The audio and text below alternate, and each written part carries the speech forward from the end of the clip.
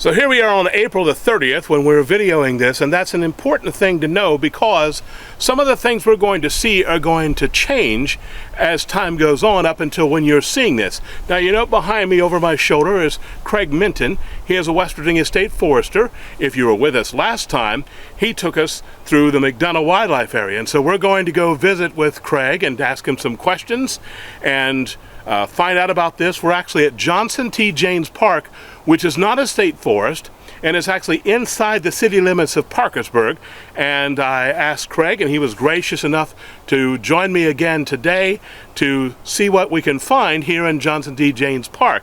It's a 90-acre area, so let me get out of the way and I'll get closer to, he actually came out and scouted out the area just a little bit beforehand, so let's find out what he can tell us. So thank you very much for joining us today here at Johnson T. Janes Park. What did you find when you came out the other day and looked around? What are we going to see here? Johnson T. Janes Park is along the Worthington Creek watershed, and it's a low-lying area. And because of that, we're going to see a certain type of tree species. As we go through, we'll show you the different species. And there's an abundance of spring wildflowers because the cool, moist conditions here at the park are favorable for their growth. And one other thing to note about this park is Turner Sharp is leading the efforts to get this as part of the old growth forest network. And there's very few forests around like this where the trees are old enough to be considered what we call old growth. So we're trying to preserve those trees for future generations, and this park is a part of that effort. Now, when we go through here, this is going to be different. When we went to McDonough and other places we've been to North Bend and other places in person before. Will we see things different because this is closer to an urban area than we might in a different place, or the tree is going to be pretty much the same? Well, the main difference is this is a kind of a wet, marshy area, and there's only certain species, tree species, plant species, that can tolerate these conditions because, as we'll see, the water gets up here a lot of the time. So it makes it so only certain plants and trees can survive under those conditions. That's the main driver of what we're going to see here today. But like I say, one of the things we are going to see are a number of invasive species that probably because we're so close to the city, they've escaped into this park. But those are the two. But like I say, by having this close to the city, I didn't even know this park was out here, but it's tucked away just inside the city of Parkersburg. And because of that, I think I saw a lot of invasive species, and I think that's probably due to the proximity to the town and the city. All right, so now it says on here, we're not going to walk all 4 miles, but it does say here that this is 4 miles, easy to moderate if you walk the whole thing. We're on the 27th Street side, so if I turn around here for a moment, we're at the end of 27th Street in Parkersburg, and on the other end is you come in off of 36th Street and Randolph Drive. So if you know where the other part of Worthington Creek is, where it likes to flood a lot at the end of Core Road, we're on the other end of that. So if you walk from here and walk the whole thing, you end up in that little development of Randolph Drive. So let's go see what we can find, Craig. Pause. All right, so we're here at the entrance, and this is part of the City of Parkersburg's trail network. So there are several other trails that you can walk. And this is open limited times because of, again, its proximity. So we're going to go up this little hill. And we'll have to be careful because it just rained. That's why Worthington Creek is a little bit muddy, because it just rained last night. And one of the future things they plan on doing is putting walkways and bridges like this throughout the entire park. Of course, funding is a major issue with that, and that way people could come out and enjoy it. It would be accessible to people. If you had mobility issues, used a wheelchair, That way it would be accessible to anybody.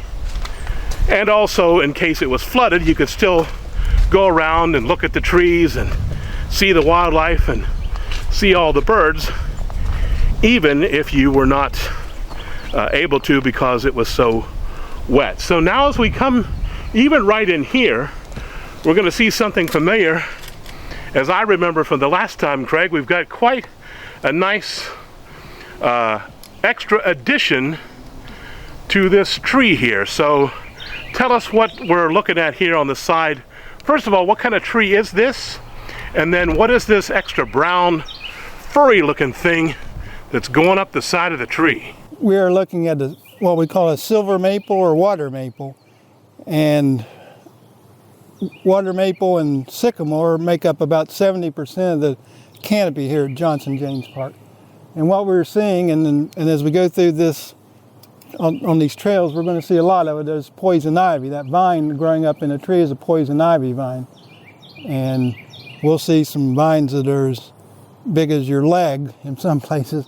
And then we'll also see it on the ground as well. It's a vine, and you can find it on the ground. You can find it growing up in a tree. So anytime you're on a nature walk, you have to be aware of your surroundings. Now, what do we have growing up here? This plant here is called Japanese knotweed, or some people call it Japanese bamboo. And if you look at the stem, it looks about like a bamboo plant, if you're familiar with those. But this is an invasive species, and it was a plant that was brought to America to serve as something to control erosion. Well, it does that job very well, but the problem is it's very hard to control once it becomes established, and it's become invasive. So the solution's become a problem on its own. Exactly. It was brought here to help control erosion, and as we go through the park, you'll see where a lot of erosion is occurring, and in that regard, it's a good, but the problem becomes it's hard to control. It spreads easily, and it gets into areas where we really don't want it. Now, you said this was a water maple because it loves the water, so it doesn't care that it's right along the creek and that this area might be flooded all the time. It loves it. It loves it. And the others, we'll see a lot of sycamore, and it's another water-loving tree. But what happens is when the ground's saturated and there's so much water, what that does is that there's no room for air.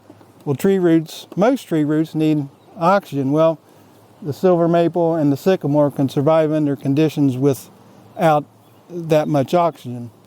And there's only a handful of species that can do that, and that's why we have such an abundance of those two trees. Now, you mentioned old growth forest. How big of a tree? Is it the height? Is it the width? How can someone? Okay. The age of the trees. Can you? And I know last time we talked about that. Maybe we can find one that's fallen. But can you tell that without drilling into it and counting the rings, or? We can estimate. We have to estimate based on the size and height. But as we go through the park today, we'll find some examples of what we would call old growth trees. But we can, based on the size and species, come up with a guess of how old the trees are without doing what we call an increment bore. What's considered an old growth? What is that threshold? Because I know when I was growing up, my parents, and when they got married in the late 50s, early 60s, 1959, so then for 1960, they've got a Christmas tree that had bulbs on it.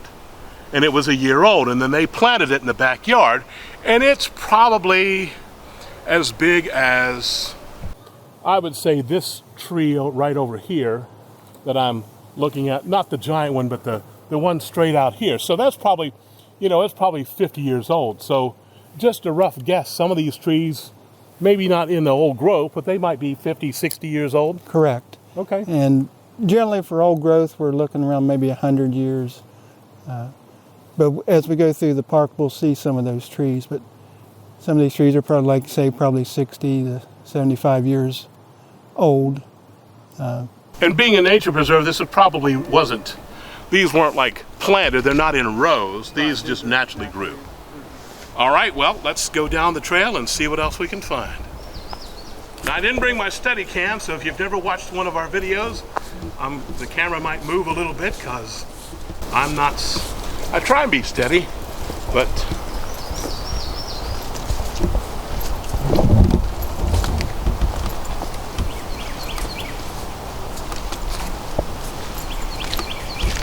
gonna have to watch out for some of the mud because again it got a little muddy out here. This is not, while this is an established trail, it is not a paved or gravel trail. So again, we're still in the early stages of this was donated to the city several years ago, and so you can either go let me show you how far. We haven't come that far off the bridge, but you can either go this way, which is a bigger trail, or you can go this way. Which way are we going? We're at the fork of the road. We're going this way? All right, we're gonna go left. So, oh wow, let's come over here. So we talked about a little bit of poison ivy. That is some serious poison ivy.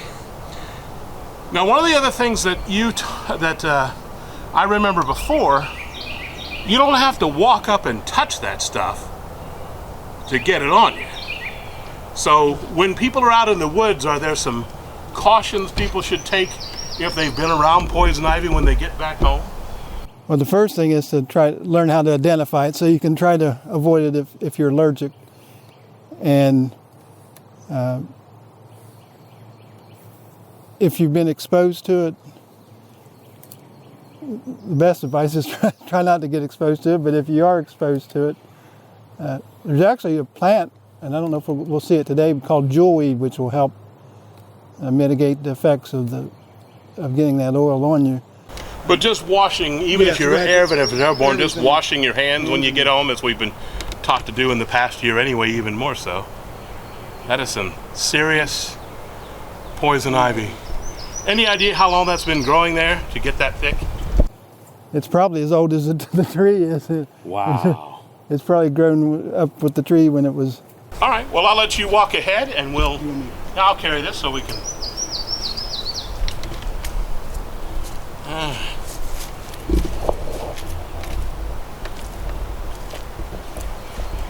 Okay.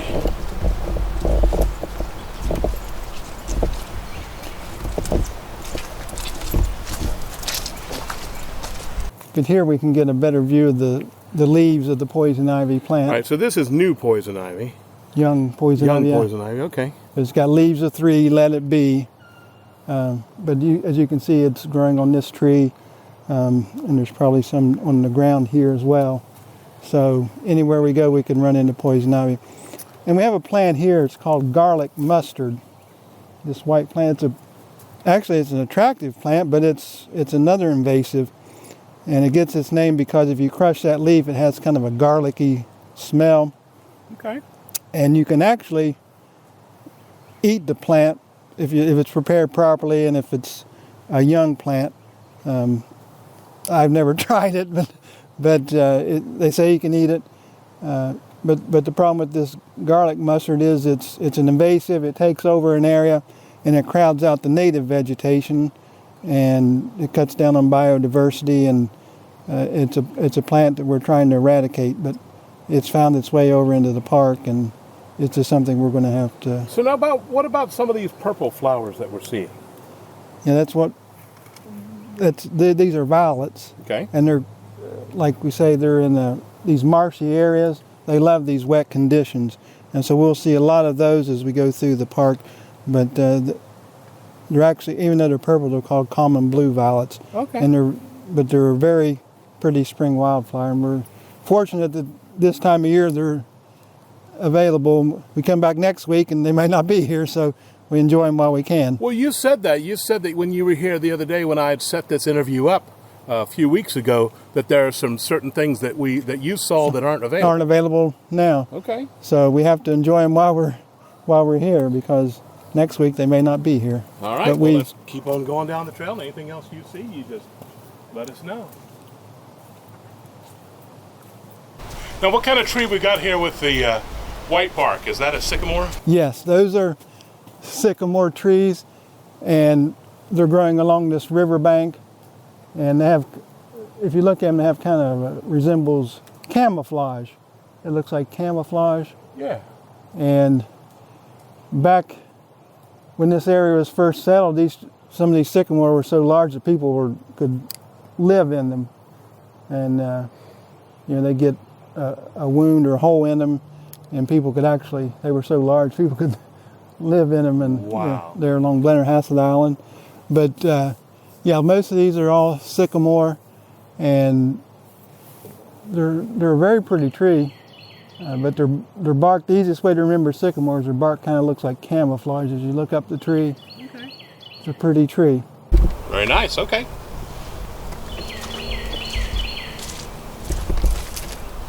Now watch our mud here. Again, this would be a trail to wear boots, or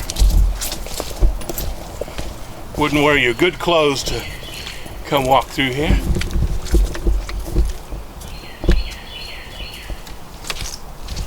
Oh, hang on a second. What'd you find? Come back here. Well, I see a track that looks like a boot print, but I see another track.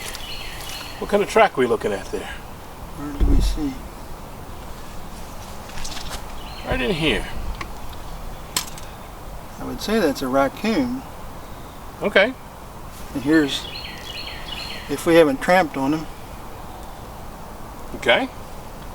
But I would say there's... So maybe raccoons out in here. Okay. Yeah. All right. Hopefully I haven't stepped on them. And here's more. Okay. Well, maybe I know that wild animals don't like people that well, so we will. Probably scaring them away. There's poison ivy on the ground. Okay. And like I said before, you can find it on the ground, you can find it up in trees. It's everywhere. So you have to be careful. Okay.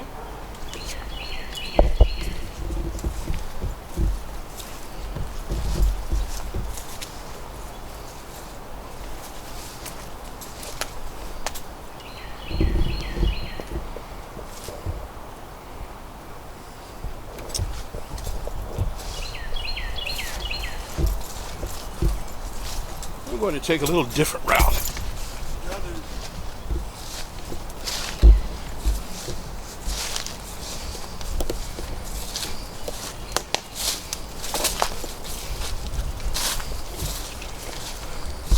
Trying to stay out of that water.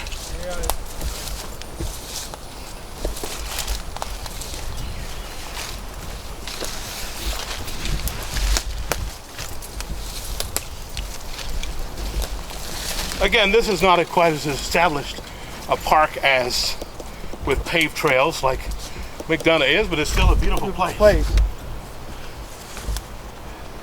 So here's Worthington Creek, winding through here. Now I see some roots sticking out of the bank here. Which tree do those likely? They look like sycamore. I would say they're coming from that sycamore tree. So that sycamore tree clear over there has roots growing all the way. Has roots all the way over here to the river. Wow. But you can see the erosion that's occurred along this creek bank. So it gives you an idea of how high the water gets, and pretty quickly too. Very quickly. All right. But as you look in the water, you see what we call, those are from the silver maple, those are called samara or wing seeds. Those are actually seeds. Oh, so the little helicopters people like to see. We call them samara, the technical term is samara, which is a wing seed. And that's how they spread them. That's how they spread themselves with these seeds. These seeds will fly away like a helicopter and travel along. There you see some coming. Here we go. There they come. But those are coming from all those silver maples. So right across the creek there. Yes. And you can see that the seeds can travel quite a long distance. Nice. Okay. All right, let's move on to the next.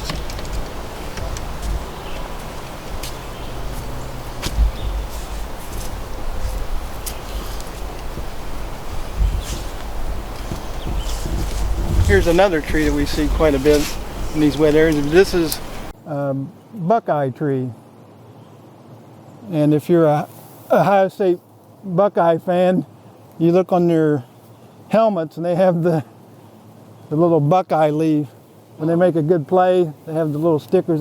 Next time you watch the Ohio State Buckeye football play, if they make a good play, they get a little sticker with the Buckeye leaf to put on their helmet. But we find, Nice. but what's amazing is this tree here. Show this tree here. It's just growing out of the They don't even have any soil. soil. Just It's being held held. up by the... Its roots are in the creek bank, but that's the only thing that's holding that tree together. Amazing. And similar to this tree over here, Here. the bank is eroding. Eroding. It's just kind of hanging on and keeping the dirt in place that's there. Wow. But it's amazing how they can survive under these conditions. Okay.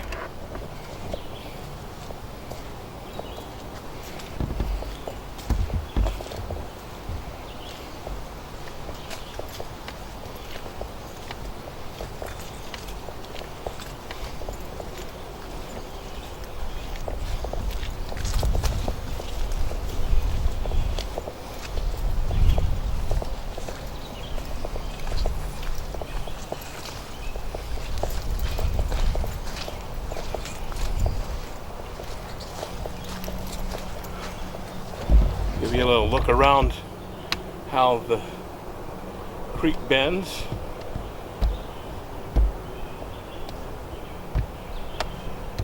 This tree just growing straight out of the water.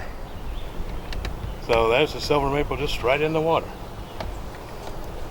All right.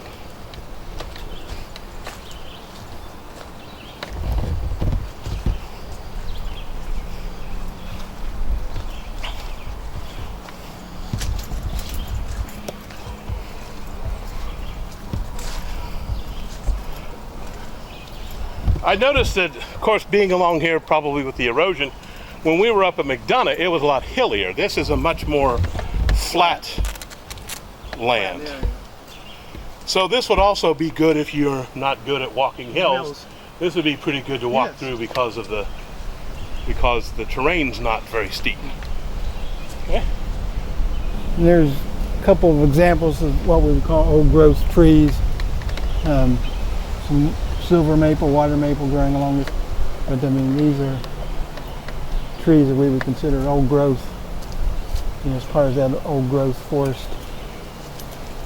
I see, because there's more things on the sides and the bark looks older and Right, it's as a tree grows and ages, the bark changes characteristics, but these trees have been here quite some time, and here's another good example okay. of one too.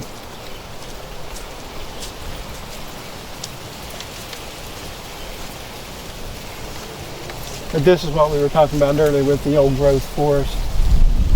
These are some examples of what they're looking at, and some of their trees may not be quite old growth, but they're getting to the point where they are, and that's why we're trying to get it designated as an old growth forest.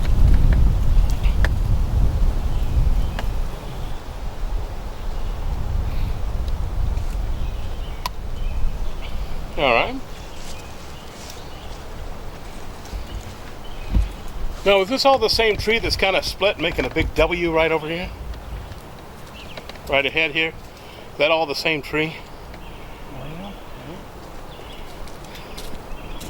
No, they're actually different trees. Oh, okay. It just looked kind of like one tree. Yeah, when that happens sometimes, but those are actually different trees. So when you said part of the watershed, this is part of the... So this is a creek that goes to Worthington Creek, and then Worthington Creek goes to the Little Kanawha River, which then goes to the Ohio River. So this is all part of the watershed. Yeah. Okay. There's a big poison ivy right there.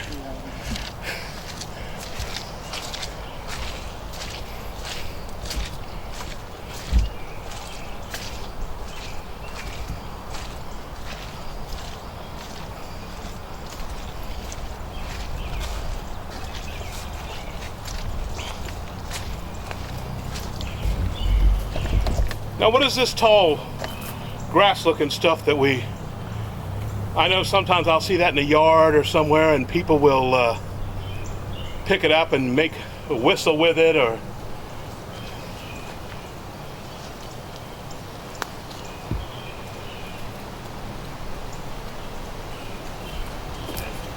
This is what they call reed canary grass. I had to look that one up myself. I wasn't sure, but it's what they call reed canary grass. And like you say, people can use them to make some whistle. I can't do it, but others can. But it's another plant that grows in these wet, moist areas. Now, is it a natural one, or is it invasive? It's just a natural. Okay. A natural. So it's not really. And then you've got your violets, and then we've got what we call ground ivy. It's a member of the mint family. It has a square stem. It's a pretty little flower this time of year, and we're fortunate that we're able to see it when we are. But now, I've seen something similar to that. I remember I walked through neighborhood I grew up, and you'd see that below dryer vents. Below dryer vents. Things. So that's kind of like almost like a city thing. I didn't realize that's where. All right. So we'll be real scientific here for just a moment. Let me see if I can show you a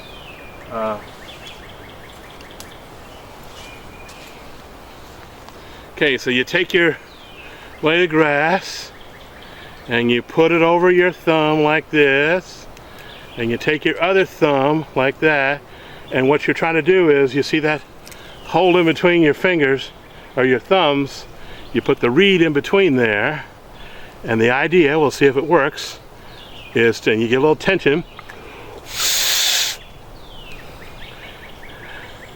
If it works, this will be great on camera. If not, it won't be. So let's see if I can get it to. This is a thing from when I was a child.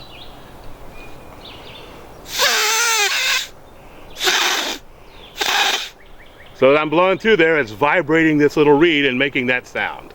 So that's something you can do for fun if you're out in the woods, is make a little noise. And I'll do that again. You just take it and you hold it with your finger and thumb, put it over your thumb, take your other one and bring it together so you're holding it,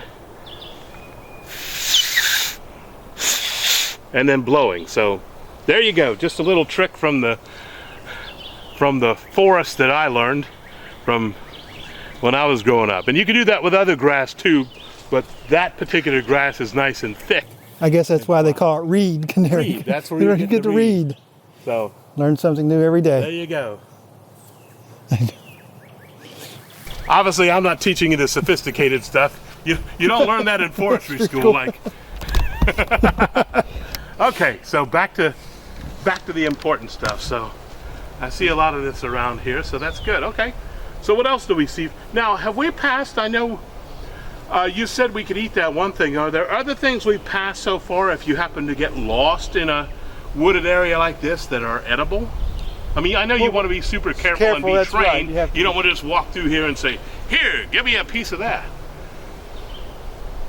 Well, as we walk through, we'll look for anything that might be edible. Okay. I don't see anything right here, but... Okay, well, that's good to know. All right, well, let's keep on moving then. Now, how in the world is this tree growing at an angle like this? Don't trees grow up? How is that tree surviving growing at such a ridiculous angle like that, Craig? It's amazing though, but we saw the other trees, they were literally growing out the side of, the only thing that was holding them up was a few roots inside the creek bank. And I would say probably it got hit by another tree or something, and is leaning that way, but it's also leaning towards the sunshine. Trees they need sun, so they got to grow towards the sunlight, and there's an opening there. It looks like another tree fell, and it kind of gravitated over that way to get more of the sunlight. But it's amazing though that tree is still standing and growing under these conditions. But now let me, that's a puzzle. Okay, so look, so this tree, as an example, these trees all here have just plain bark. This tree has a bunch of new, and usually there's leaves growing up in the top. This tree has brand new leaves growing all the way up the side. Is that poison ivy, or is that actually new growth from the tree? that is actually growth from a tree. This is a box elder, which is in the maple family. And actually, I think this tree is dead. But what happens is, looks like the top got broke out of the tree, and then you have these sprouts. These are actually box elder. It's from the tree itself. Oh, so the tree itself is dead, but it's trying and the little sprouts are growing out of the tree to make a new tree. To try and keep itself alive. Is basically what the tree is trying to do, is protect itself. But as I look up, if we look up in that tree,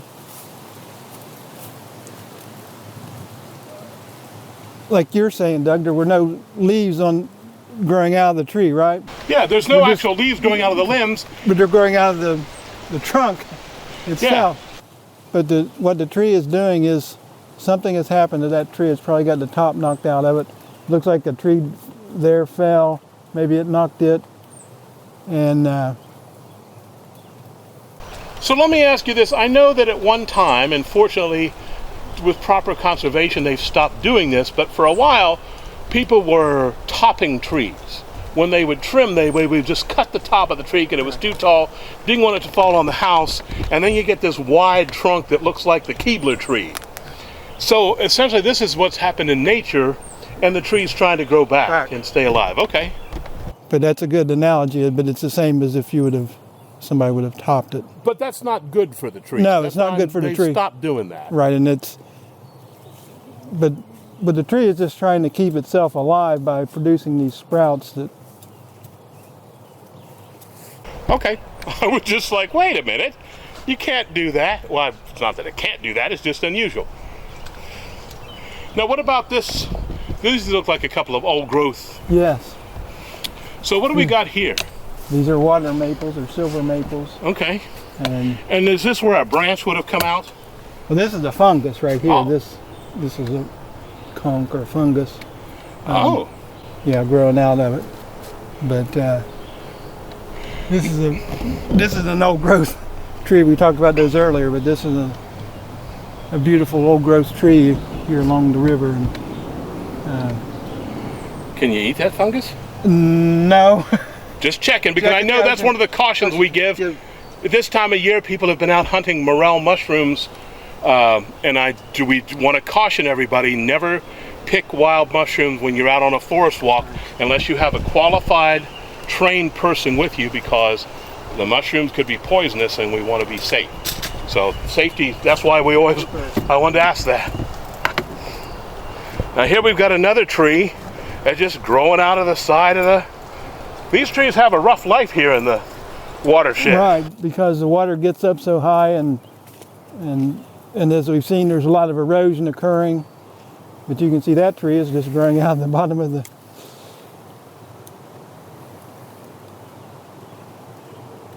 And again, those are silver maples? Or what is that? Yeah, and then... So they don't care. They're happy to live in the water and... Okay. Enjoying life. Okay. Now, but it's amazing though that they can grow in the conditions they grow in, when you know, like what we've seen today. Now what do we have growing right here that has the little green beads on the top? Right out here.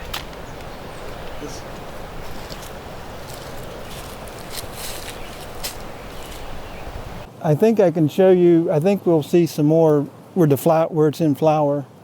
Okay. Up the trail here, I think there's some, and we'll talk about it as we go up, where we can see the flower itself. Okay, so think about that. What do you think that plant is? Is it a plant? Is it a tree? What is it? And we'll let you know coming up.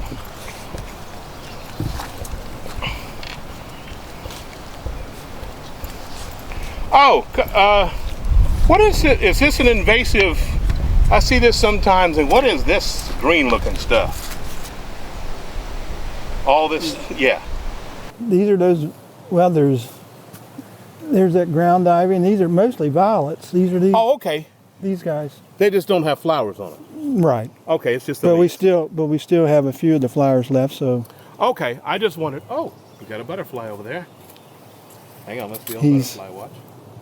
There's someone over here too. Now, what kind of, is that a,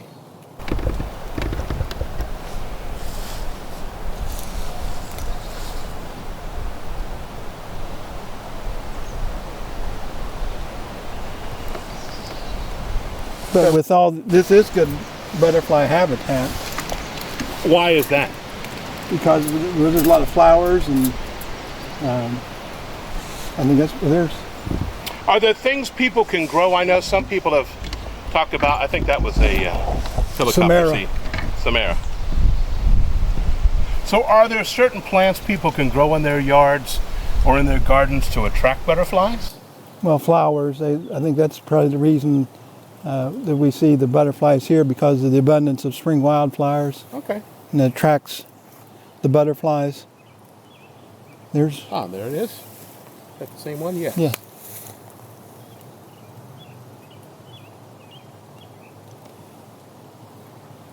And the other thing we're noticing is we hear a lot of birds it's a good bird sanctuary. We hear a lot of birds in this area. Yeah, someone came in here and identified 25, 30 or more birds. Bird species. Okay, well, let's get moving again. I just wanted to stop for that and ask those questions. And of course, we got to stop for the butterfly.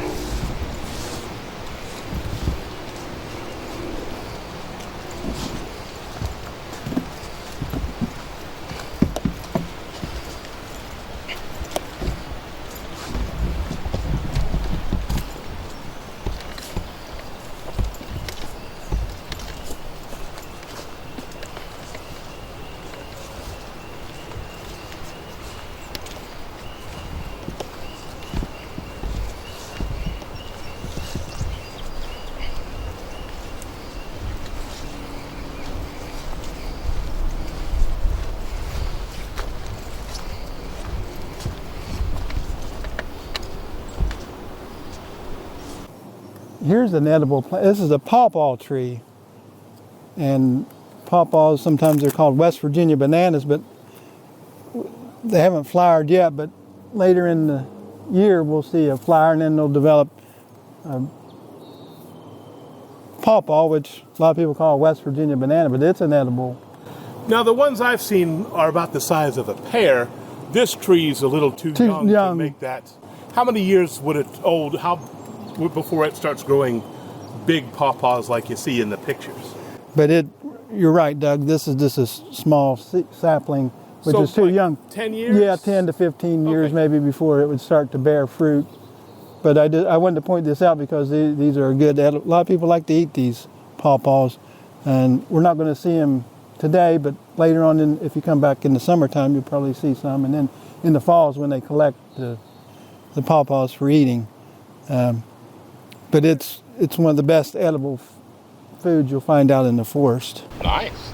So now I noticed some moss growing, and I thought moss only grew on one particular side of a.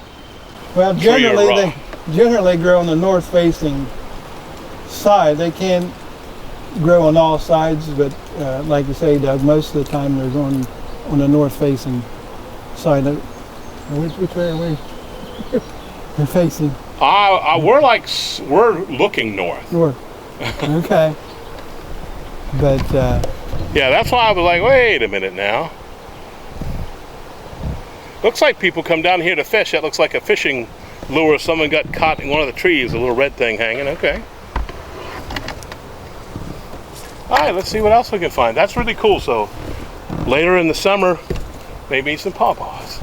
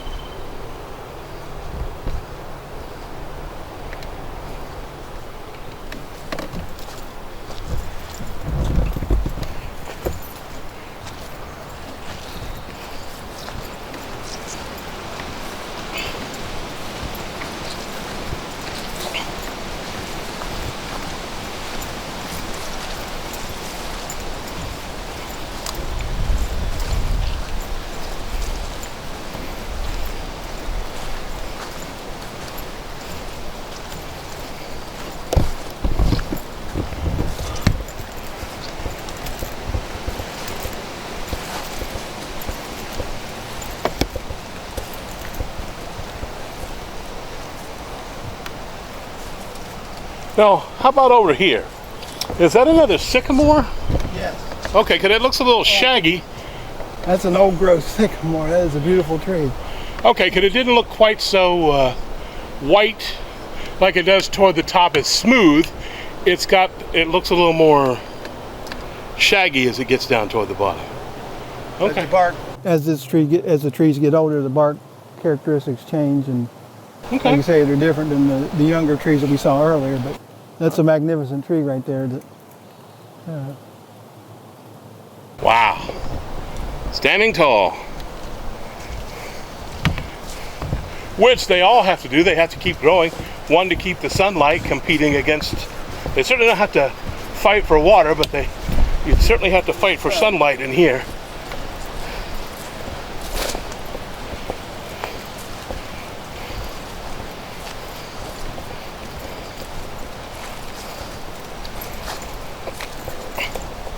I'll give you a little 360 perspective of where we are. Nice breeze today. You can always tell where you are though, because you can hear in the distance the traffic. But this is a very nice flat place. Oh.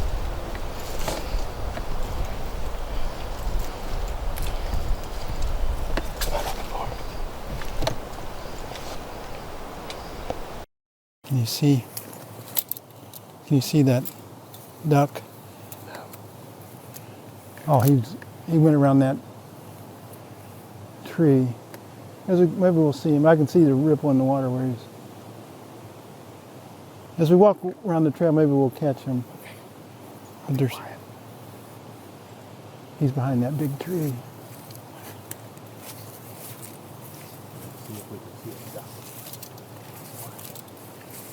There they are.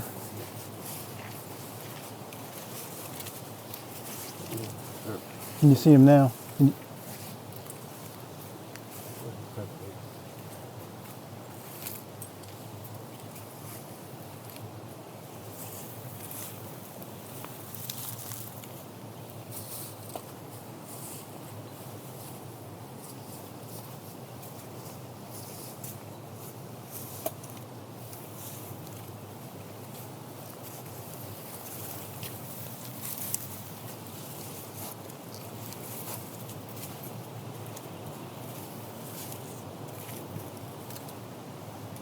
See him?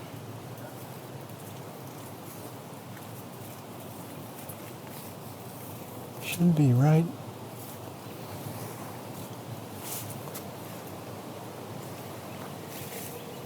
Interesting. Huh? I see him.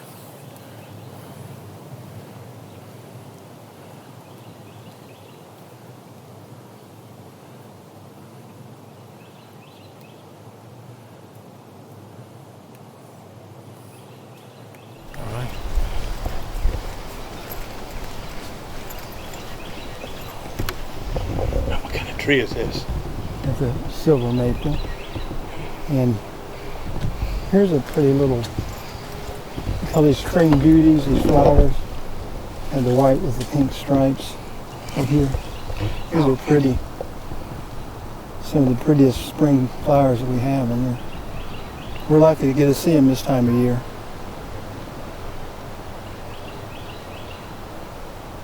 See them.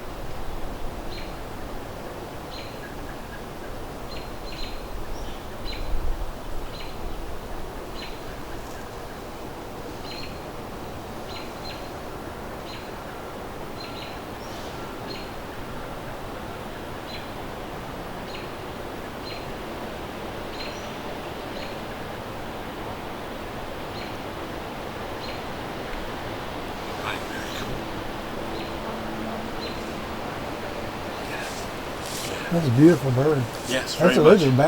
are mallards. That's why I wanted to get that. Yeah. Very nice. So we were zoomed in quite a ways to be able to get that because they don't like people. Right. We were trying not to scare them off.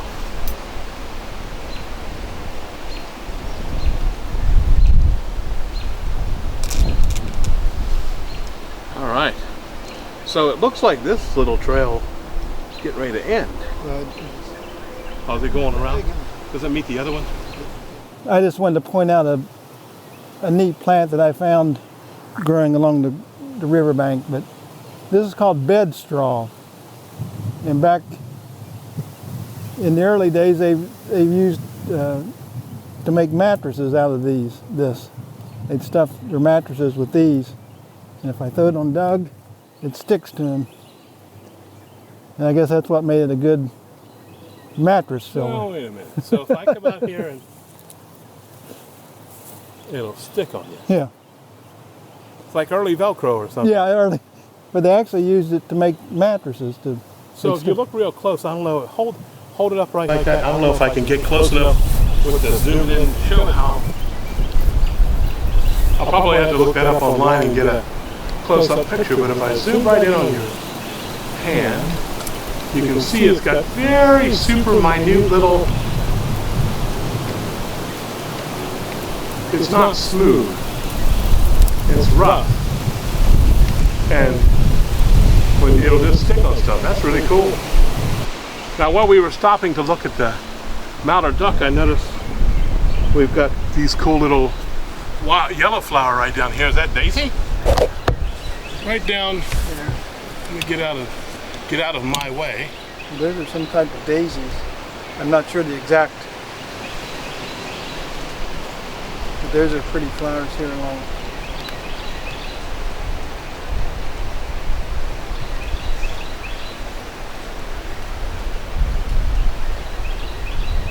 But we're fortunate to be here at a time where we can see these.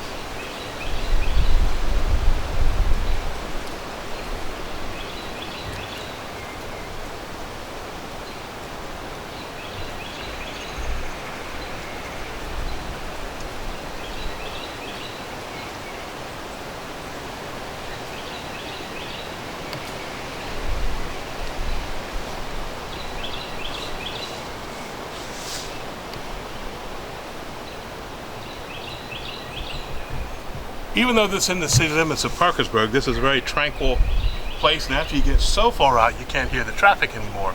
So just like at other places, that's a good thing in our tense world to get out into the forest and see all nature's beauty.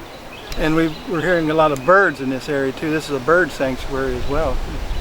So now, if I know that you're a forester, so you know all the trees and things, if somebody wanted to know what those birds were, who would they call? Where is that? Who would have that information? Well, I would talk to the West Virginia Department of Natural Resources. They have wildlife. They've got experts on birds. And they can help somebody point them in the right direction. All right. All right. It's just nice to be out here and listen to the birds. Yes. All right. Well, let's move on to some more.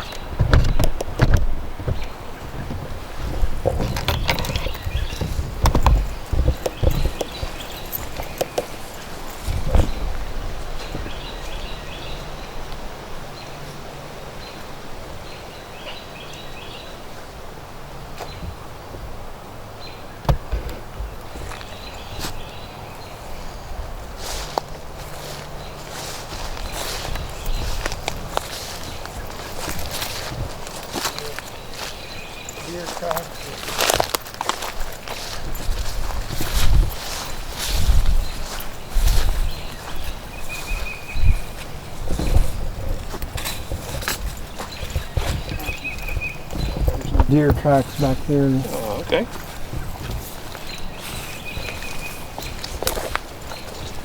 Probably won't see a lot of deer this time of year. Yeah, but there's.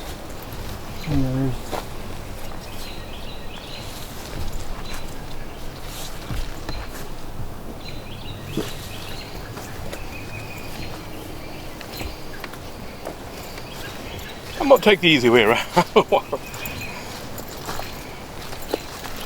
You might want to show some of the fungi on the. Oh.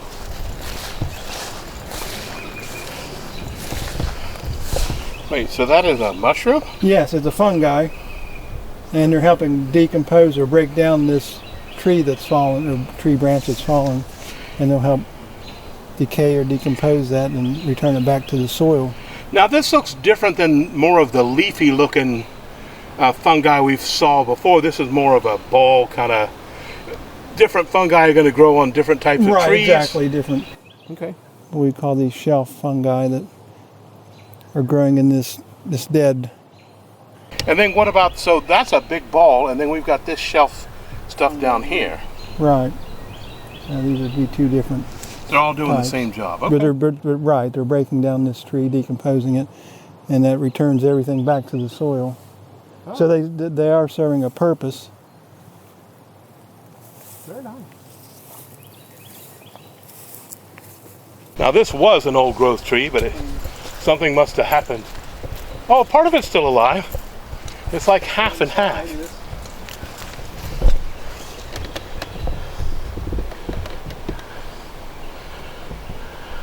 That's an old sycamore. It's like that old saying, you know how the other half lives. Well, the other half is.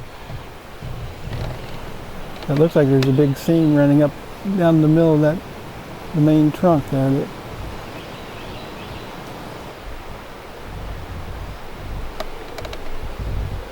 Okay. Well, we've certainly seen a different, like I say, last year we went out to McDonough.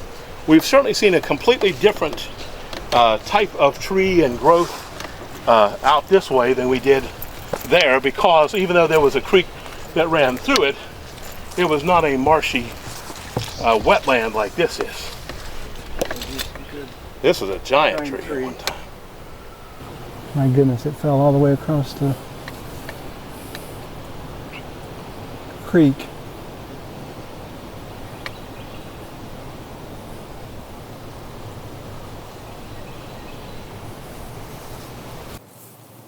These are actually quite beautiful, these fungi.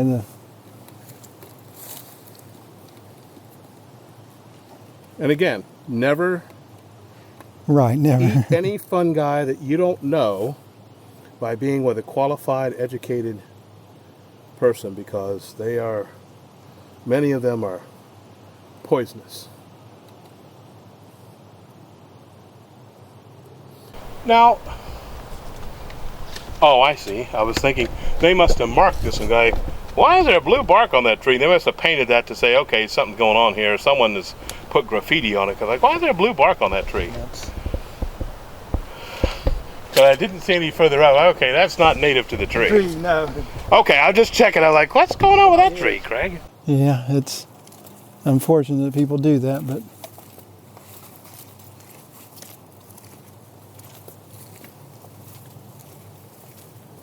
yeah, that tree fell all the way across the Worthington Creek. And again, now we've got some more. Now it's getting a little hillier across there. You can see where the roots are sticking out and see the. That's a good view right across the.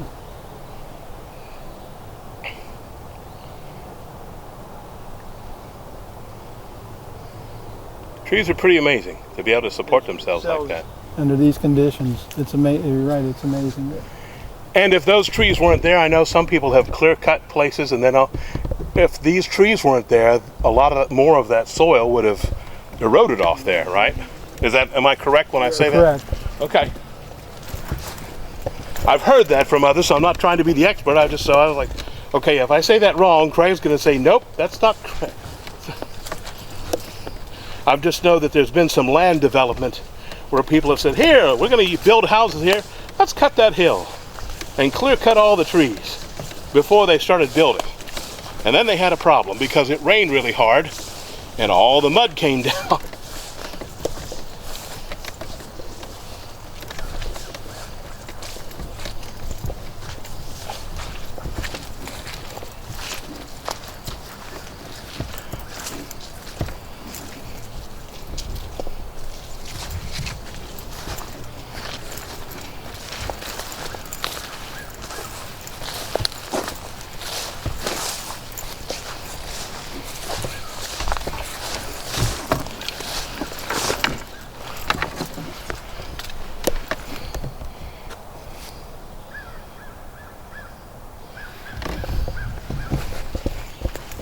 Yeah, but from this side of the creek you can see, well, look at that tree. There's a tree there. Oh wow, here, let me set this. So if you don't, so when people say, well, I don't understand what happens on Carr Road. Well, this is Worthington Creek, and the water comes up fast. And if you look across the creek there, you can see that this is clear up above the bank, because you can see where the mud line is on that. And it comes up pretty fast. It only takes 2 or 3 feet of water to move your vehicle, so that's why you want to be very careful around high water so that you don't get in trouble.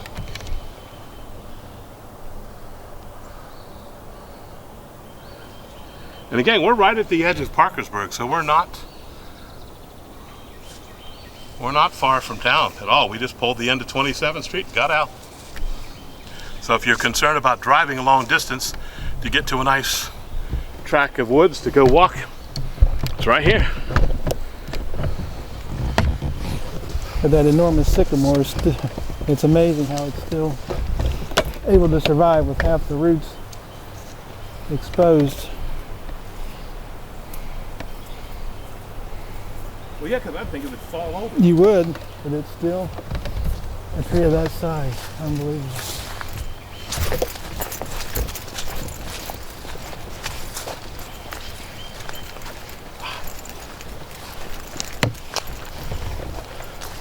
I think we've caught up to our dock.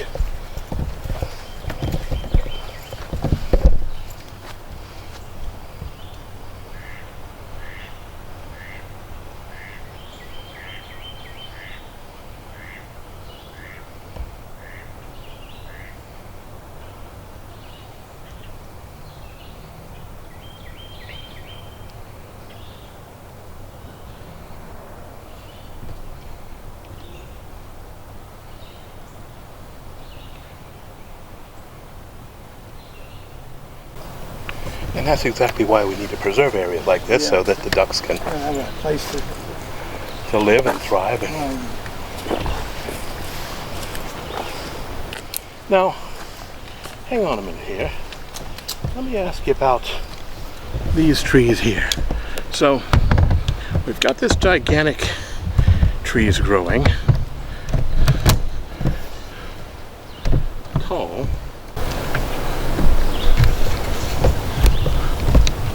Catch one more glimpse of the duck before it gets out of view. But then we've got these trees right across there that kind of look like a hand, that are close to the ground, just kind of holding stuff up. What are those right across from us? See how low to the ground they are and how they're split? Those are kind of unusual. I'm not really sure what type of tree they are, but like you said, they look like they've been split.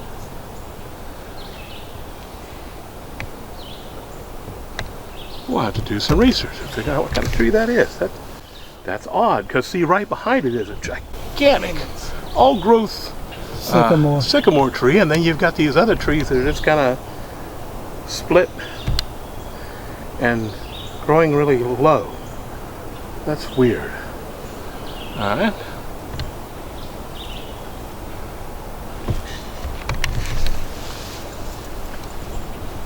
I don't see anything like that on this side. I'm not sure what type of tree. But that is a gigantic old-growth tree back there. My goodness, yes. But I'm not sure what those two trees we're talking about. Okay, we'll have to do some research. Now you'll want to be very careful if you ever walk through here, because we're like right up, some of this comes right up towards the bank. So you can see this trail does, so you'll want to be careful and watch whoever's with you to make sure that you're safe. Because you wouldn't want anyone falling in that creek.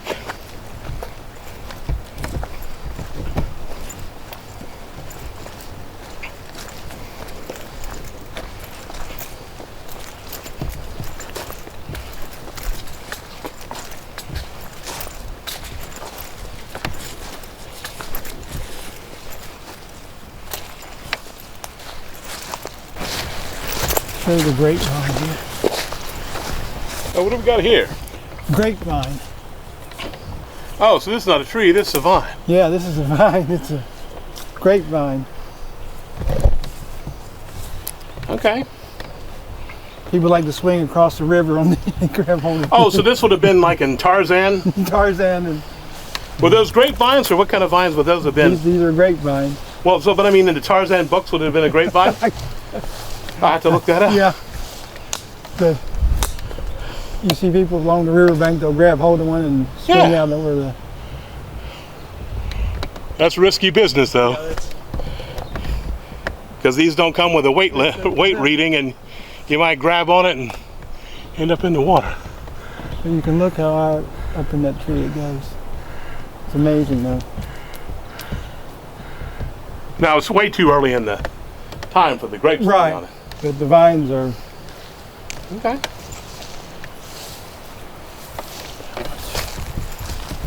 Watch. I am really sorry, Craig, that I made you get out of your office and have to come out and walk in these peaceful woods on such a beautiful day like this. I know how hard this is. Yeah, it's the end of the month. We have to do end of the month reports, and that's... Oh, so I'm keeping you from your reports. I'm very sorry, Craig. I know how difficult that is to say, sorry, I got to go do a video. Can't do my reports. I got to do a video. We appreciate it very much. Now, what have we got going on here? That's a good question. I know we've got poison ivy, but what kind of tree we got here? With these little leaves like that. I'm trying to figure out what's going on with this guy. There's some...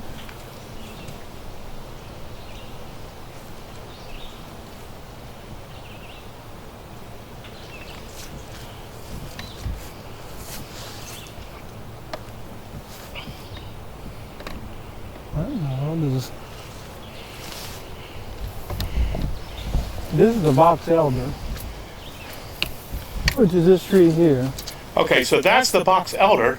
But you can see there's a big poison ivy vine. Okay. And then there's some other type of vine, which I'm not sure exactly what. Well, that's what I couldn't figure out, because I know you're the tree person, not the vine person. Like, what is this extra vine that is growing with the poison ivy and the box elder tree?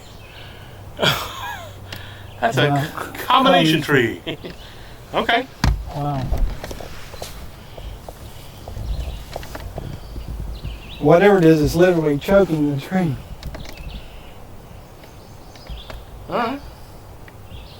I'm not sure what kind of vine that is, but there's... Boy, look at this poison ivy zigzagging its way up this tree over here. Right over that, straight ahead. Oh, okay. Yeah, it's... But this isn't poison.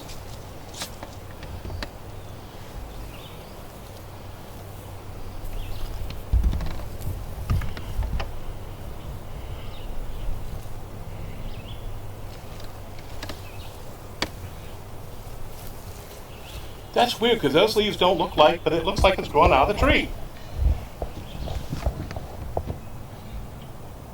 But they can't be. That's what I'm trying to figure out too. What? Okay. Well, we have a mystery. Because there's the box elder leaves, there's a tree, there's the poison ivy, But there's and also... then we've got these leaves here that don't belong to either, and we don't know where they came from. That's oddity. We'll have to. I don't know what in the world. That is weird. I can't figure out what. Because they look like they're growing out of the poison ivy, but they don't look like poison ivy. They're not poison ivy. Right. Because you look up there, you can see. Because poison ivy, these aren't round like this. This. Yeah, okay. Yeah. I'm confused as you are. Okay, now when we confuse the state forester, nature is confusing. Because see, we got a similar thing going on over here. We've got poison ivy, and then we've got the tree, and then we've got branches. There's like a green vine growing up that is neither on this side down here. See the green, same thing. So you've got poison ivy, and then you've got the leaves of the trees, and then you got that green vine looking stuff. Vine. Huh. We'll have to go look up vines when we get, see what that stuff is, because there it is growing again over on that tree. So we'll have to figure that out. Yeah. So that, again, doesn't belong to the tree and doesn't belong to the poison ivy, which is monstrous. It must be another type of ivy, or Huh. I don't. Okay. But that's the same thing that's growing. There's another vine. Huh. Mysteries of the forest. You never know what you're going to find. But this is the same thing it's some type of vine. Okay. All right, so we're now kind of at here where it's looping around, and we're here in a definite marsh area. That says the Colombo Trail, so that's a quarter of a mile. That's an easy trail.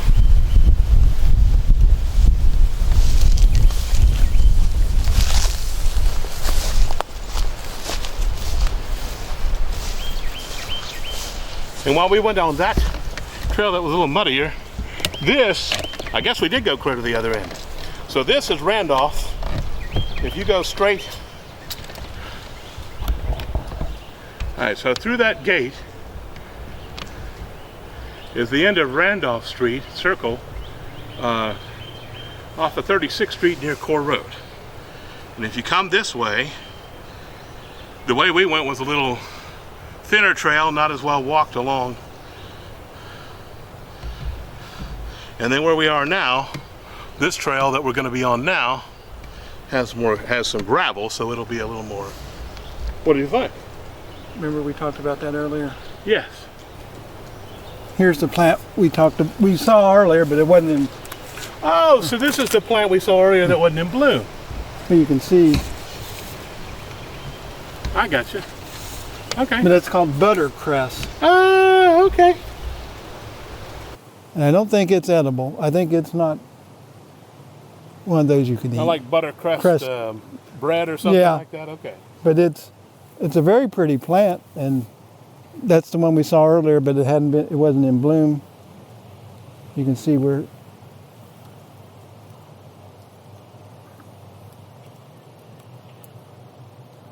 But again, this is a plant that likes these wet, moist conditions, and here it's growing in this kind of marshy area. So, if you don't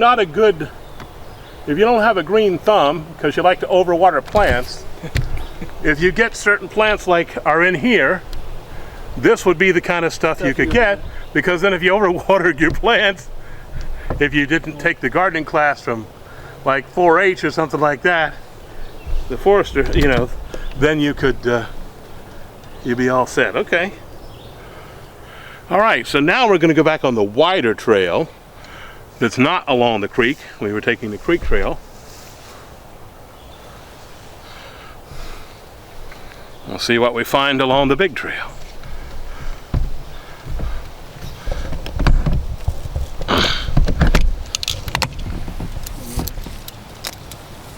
Okay.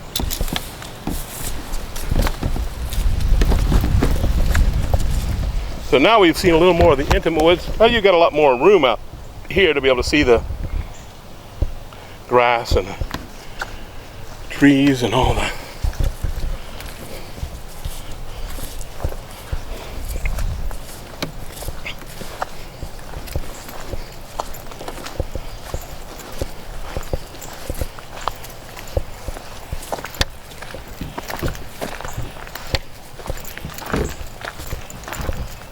There's your common everyday dandelion, which we did not see along the other trail.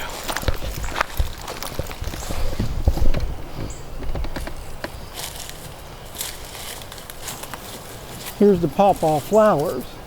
Oh, okay. We saw them along the creek bank. This is a little larger tree. I got you. But you can see the flowers. Yes. Okay, cool. So when that one gets bigger, it will have the flowers on it. And then by the fall, We'll have like with apples and things like that. pawpaws.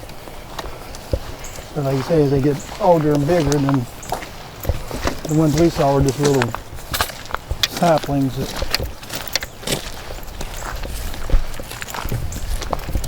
And there's more of that vine, whatever it is. Not true. Now that we're away from the creek, we're starting to get in an area that's just purely just a marsh area. So you're going to have this grass, like we saw before, that grew along. When we were at McDonough, it grew around the pond. You can see different trees in here, and I think I can see it.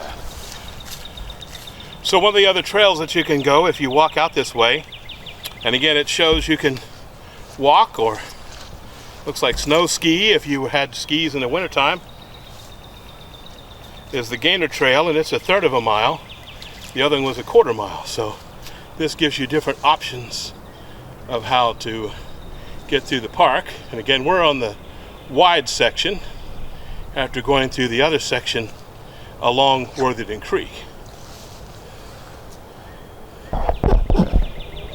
So we're now back where we were. If you go straight that way, you get the Newell Trail.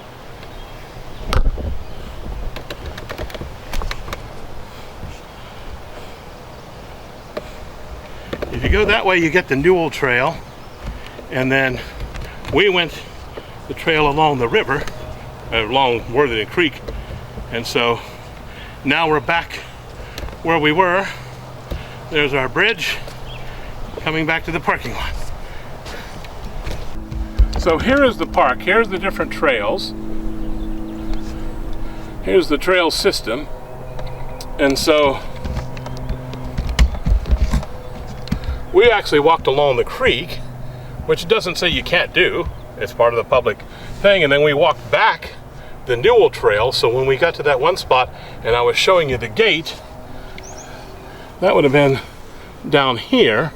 That was looking toward where that gate was. And then that would be the Colombo Trail that went that way, and the other trails. And so there's a directory of the different trails. And so it's a 90-acre area, and we just went in one little piece. So all we did was travel right along here. There's a trail there, but we walked along just to see the creek and then met up with the official trail. So if you want to go out walking, there's plenty of trails that we did not explore that are waiting for you here at Johnson T. Janes Park. And of course, we thank Craig for joining us. We appreciate it very much that you join us every year and help us. Why is it important to come visit the forest? Well, today we had a nice day. We walked around and got away from the city. We're close to the city, but yet we got up far enough away that you didn't feel like you were in the city. You felt like you were in the forest, and we saw some of the old growth forests that we talked about earlier, and we like to keep those preserved so people can have a place to come and enjoy themselves. But we had a good day, and it's a nice little place to come, and if you don't have a lot of time, it's easy to get to, and you're here and you can spend a day or spend an hour or two and enjoy yourself. Thank you very much. Perfect.